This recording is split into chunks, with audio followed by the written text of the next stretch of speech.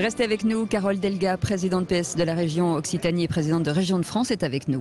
Bonjour Carole Delga. Bonjour. Merci d'être au micro Sud Radio ici au Monde Nouveau, au Quorum à Montpellier. On va parler dans un instant de l'énergie, de l'environnement, de la transition énergétique. C'est particulièrement important, je le sais, pour la région Occitanie, comme partout ailleurs évidemment. Mais hier, vous étiez au congrès des régions de France, parce que vous présidez en fait aujourd'hui l'ensemble en fait des régions. Vous avez accueilli le Premier ministre Jean Castex. Double actualité avec Jean Castex, à la fois donc hier sur l'énergie avec ses annonces hier soir, on va y revenir aussi, et puis sur les finances avec les régions. Alors vous lui demandiez en fait un effort.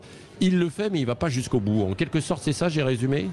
Alors, surtout le premier sujet en fait de différence que nous avons avec Jean Castex, c'est sur la perception de la situation réelle de la vie des Françaises et des Français.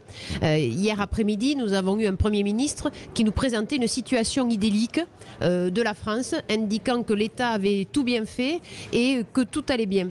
Donc là, nous n'avons pas pu corroborer cette analyse de la situation et nous avons été en attente et donc déçus de ne pas avoir des réponses concrètes sur les questions des mobilités, des transports du quotidien que nous voulons en mettre en œuvre, de routes également qu'il est nécessaire de rénover. Et derrière, bien sûr, il y a la question de l'argent, c'est le nerf de la guerre, puisque les régions vont être les seules structures en France qui vont voir leurs recettes diminuer, alors que vous l'avez entendu, le président de la République annonce des milliards. Donc pourquoi vouloir restreindre les budgets des régions? Mais est-ce que vous pouvez faire vous des économies dans les budgets en fait des régions? Mais nous les avons fait. Oui, mais encore supplémentaire. On continue, vous savez, quand on est présidente ou président de région, on fait en sorte que chaque euro dépensé soit un euro utile parce qu'on est à portée d'engueulade. Donc on a fait de nombreuses économies parce que si on a par exemple doublé notre budget pour l'agriculture, si on a pu prendre en charge de dizaines de millions de masques alors que c'était à l'État de les payer, c'est parce que nous avons fait des économies. L'aide aux entreprises en Occitanie, elle est passée de 250 millions d'euros par an à 400 millions d'euros par an.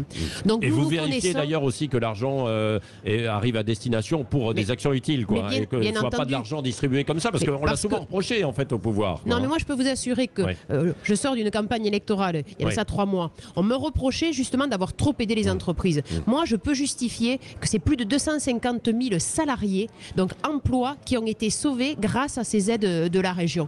Donc les régions, nous ne faisons pas tout, mais nous voulons faire avec. C'est ce que nous faisons avec des associations, avec les chefs d'entreprise. Et là, le Premier ministre a dit circuler, il n'y a rien à voir au président de région. L'État fait tout bien. Je réponds à tous les problèmes des Français et je crois que vraiment il y a une vraie déconnexion. Il y a une vraie déconnexion du terrain. Oui, c'est ça, de l'ambiguïté dans les propos du Premier ministre, quoi. Oui, parce que nous proposions la main tendue de faire PAC, de travailler ensemble pour amener plus de souplesse sur la question, par exemple, des médecins, pour pouvoir les recruter, qu'il y en ait dans les quartiers où il en manque ou dans les villages où il en manque. On voulait aussi parler de toute la question de la transition énergétique, comment on pouvait amplifier les actions pour aller sur la rénovation énergétique, également sur les énergies renouvelables.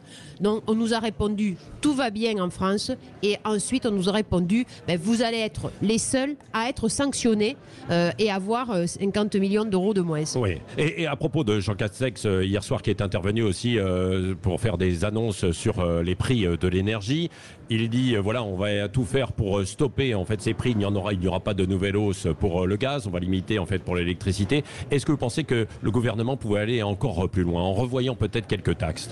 Je dis enfin une réponse, parce que nos concitoyens subissent des augmentations du coût de l'énergie depuis plusieurs mois. Et ensuite, de repousser dans 6 mois. C'est étonnant quand même, dans 6 mois comme par hasard il y a les élections présidentielles, donc là je pense qu'il y avait une vraie politique d'allègement des taxes. L'allègement des taxes aurait pu en effet être une réponse beaucoup plus pérenne. Oui, parce qu'il peut y avoir une colère sociale, un peu comme il y avait eu la colère des Gilets jaunes. Vous le sentez en fait en région Occitanie par exemple, sur cette tension des prix. La question du pouvoir d'achat, elle est fondamentale. En fait, les Françaises et les Français ont de plus en plus de mal à boucler la fin du mois. En Occitanie, on est la seule région à avoir mis la gratuité des transports scolaires. Ça veut dire que tous les enfants, 150 000 enfants, sont transportés gratuitement parce que la région Occitanie, elle a fait des économies ces dernières années et elle les a remis sur la question du pouvoir d'achat. C'est également d'avoir la gratuité des ordinateurs et des manuels scolaires. La rentrée la moins chère, elle est ici en Occitanie. Nous travaillons sur le pouvoir d'achat et également les jeunes de moins de 26 ans prennent le train gratuitement en Occitanie. Oui. Donc, notre jeunesse, elle a besoin d'être aidée. Oui. Alors ici, on est au Forum du Monde Nouveau, donc sur la transition énergétique, qui est souvent perçue négativement par les populations, parce qu'en se disant, il va falloir, on nous punit, on ne peut plus prendre notre voiture, ou alors on nous installe en fait des éoliennes ici et là, des sujets qui peuvent fâcher. Qu'est-ce que vous leur répondez en fait à l'ensemble en fait des auditeurs et des citoyens sur ces sujets? Je suis écologiste, mais je ne suis pas une écologiste intégriste. Ouais. Voilà, c'est-à-dire que il faut savoir répondre à ce réchauffement climatique, à ce dérèglement climatique qui provoque des inondations encore récemment dans le Gard. Ouais. Mais on doit être dans une politique d'accompagnement. C'est-à-dire à ceux qui n'ont pas les moyens d'acheter un véhicule électrique, il faut donner une prime. Ceux qui n'ont pas les moyens de rénover l'isolation, ainsi de suite, de leur maison, il faut également les aider. Mais il faut que la puissance publique, elle donne l'exemple. Et on doit donner l'exemple en ayant plus d'énergie renouvelable. En Occitanie, nous allons mettre en place l'éolien flottant pour pouvoir produire de l'hydrogène. Et ça, c'est l'énergie de l'avenir. Alors justement, l'éolien en mer avec l'implantation à Port-la-Nouvelle, dans l'Aude, 250 millions d'euros me semble-t-il. Ça, c'est l'avenir et le coût, l'investissement mérite justement d'être fait. Bien entendu, parce que quand on prend le coût d'un investissement, il faut aussi voir le coût environnemental. Ouais, et là, parce que c'est une sacrée somme, hein, Carole Delga, ça ne vous a pas échappé, évidemment. Non, je vous assure que nous, contrairement à l'État, les régions, on doit équilibrer nos budgets. Donc je peux vous assurer, ça me prend quelques heures dans mes nuits pour faire en sorte qu'on puisse agir utilement et qu'il n'y ait pas d'augmentation d'impôts. Mais là, nous avons un devoir. Quand on est en responsabilité, quand on est puissance publique, c'est de pouvoir investir dans ces énergies renouvelables qui, au début, coûtent cher, mais qui après ont des effets bénéfiques. Regardez sur ce qui s'est passé sur les panneaux photovoltaïques. La France, il y a de ça 15 ans, n'a pas voulu investir. Mais aujourd'hui, les panneaux photovoltaïques, ils sont partout présents en France, mais ils sont fabriqués en Chine. Et ça veut dire que la valeur ajoutée et l'emploi est à l'autre bout de la planète. Oui, alors c'est vrai, Carole Delga, mais il faut bien prendre la mesure de ce que l'on fait, parce que quand on construit ça, on l'a vu pour les éoliennes, quand on les construit, on ne va pas les démonter du jour au lendemain. Donc il faut mesurer en fait l'ensemble des impacts. Et c'est le cas notamment pour ce projet qui, je sais, passe mal auprès de certains d'éoliens en mer, quoi, aussi. Enfin, il passe mal auprès d'une minorité. Oui. Voilà, je me permets quand même de rappeler que j'ai été la présidente de région la mieux réélue de France et à Port-la-Nouvelle ou sur ce littoral, j'ai fait de très bons scores. Oui. Donc là, ce sont des intégristes qui ne veulent que rien ne bouge, que rien n'évolue. Et vous l'avez indiqué, il est nécessaire d'avoir une évaluation environnementale. Mais nous avons fait plus de 3 ans d'études. Il y a eu une enquête publique qui a donné un avis favorable. Donc à un moment, soit la politique, c'est pour faire, c'est pour servir la population, et ça, c'est ma conception. Soit la politique, c'est brandir des drapeaux, c'est brandir des banderoles, et à ce moment-là, on est dans la protestation et on tombe dans le populisme. Carole Delga, vous l'avez dit, vous avez été réélue, vous avez été bien réélue, la mieux réélue. Pourquoi vous n'êtes pas allé plus loin dans la démarche quand certains vous ont dit, bon, Carole Delga, pourquoi ne pourriez-vous pas être le porte-drapeau du Parti Socialiste à la présidentielle? Vous vous rangez toujours derrière Anne Hidalgo? Vous ne pourriez pas être ce porte-drapeau? En politique, l'éthique, c'est un sujet fondamental et on n'en parle pas assez. Le respect de la parole donnée, la droiture, l'honnêteté, ce sont mes valeurs. Et j'ai pris un engagement auprès des habitants de l'Occitanie, c'est d'être leur présidente et de les servir. Oui, mais Anne Hidalgo avait dit la même chose pour la mairie de Paris. Je m'appelle Carole Delga. Oui. Et j'ai donné ma parole aux habitants de l'Occitanie et j'avais donné aussi ma parole à Anne Hidalgo en janvier de la soutenir. Voilà, donc je suis une femme de parole, je suis une femme honnête, je marche droit et je fais en sorte de servir la population. Oui, est-ce que Anne Hidalgo, ça, alors les sondages ont leur valeur qu'on veut bien leur attribuer, bien sûr, mais ça patine en fait un tout petit peu sur la campagne. Est-ce que vous espérez en fait un démarrage là, dans les jours qui viennent? Pourquoi ça ne décolle pas sur sa candidature? Vous savez, on est ici à Montpellier, dans le salon du Monde Nouveau. Oui. À Montpellier, le maire de Montpellier, quand il a débuté sa campagne, il était à 6%. Voilà. Et il a gagné. Donc, nous avons 6 mois et Anne va présenter bien sûr un projet pour la France et je ne doute pas que les Françaises et les Français vont avoir une écoute et une adhésion au projet d'Anne Hidalgo. Oui, est-ce qu'il faudra tendre la main aux écologistes avec Yannick Jadot, qui ne sont pas très loin sur certains sujets de ce que défend le Parti Socialiste en fait aujourd'hui? Il y en a même au sein du Parti Socialiste qui se disent si Yannick Jadot est mieux placé dans les sondages, il faudra se ranger derrière lui. Alors ne faisons pas de politique fiction. Ah bah non, mais parlons bien sûr, du mais ce projet. sont des scénarios, Non, il faut anticiper. En premier, ce qu'il faut, c'est parler de ce qui est utile pour les Françaises et les Français.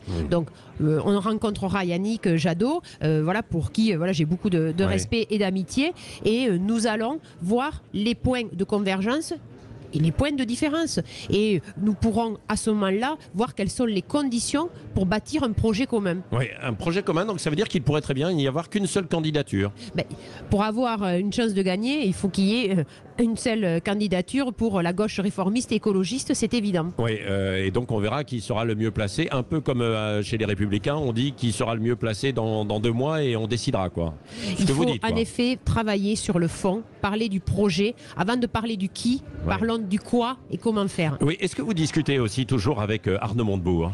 Oui, tout à fait, bien sûr. Arnaud Montebourg est un ami personnel, mais il sait que je soutiens Anne Hidalgo et il respecte bien sûr ce choix. Oui, mais si Arnaud Montebourg réussissait aussi à faire émerger un peu sa candidature, est-ce qu'il pourrait être aussi un candidat sérieux pour représenter en fait la gauche et l'ensemble de la gauche? On travaillera également avec Arnaud sur ce projet du fer et du Made in France qui lui tient à cœur. Voilà. Oui, bon, donc voilà, il y a une main tendue toujours avec Arnaud Montebourg. Et du côté de la France Insoumise, je sais que vous, les discussions avaient été tendues au niveau en fait des régionales ici. Au niveau national, quelle stratégie faut-il avoir pour le Parti Socialiste avec la France Insoumise ? Il y a un leader de la France Insoumise qui est le candidat Jean-Luc Mélenchon, qui a une vision de la société qui est incompatible avec les valeurs socialistes et écologistes, c'est-à-dire une légitimation des théories du complotisme et également une complaisance vis-à-vis de ça, c'est très clair pour vous. C'est très clair pour vous. Oui, en fait. Une complaisance vis-à-vis des communautarismes. Et moi, je condamne systématiquement toute forme de violence, d'où qu'elle vienne. Et je n'ai malheureusement pas entendu Jean-Luc Mélenchon condamner toutes les formes de violence. Oui, un mot aussi sur Emmanuel Macron. Est-ce qu'il est entré, selon vous, déjà en campagne électorale et vous l'avez dit en fait tout à l'heure, il distribue ici et là de l'argent déjà? Oui, cela fait plusieurs mois que Emmanuel Macron est en campagne électorale. Oui, et vous, les présidents de région, vous êtes une opposition face à lui ou pas? Il n'y a aucun soutien d'Emmanuel Macron parmi les présidents de région, je vous le confirme, ce qui d'ailleurs peut-être explique les sanctions financières qu'on veut nous appliquer. Vous appliquez. Merci Carole Delga, présidente PS de la région Occitanie et présidente des régions de France, d'être venue ce matin ici au micro Sud Radio.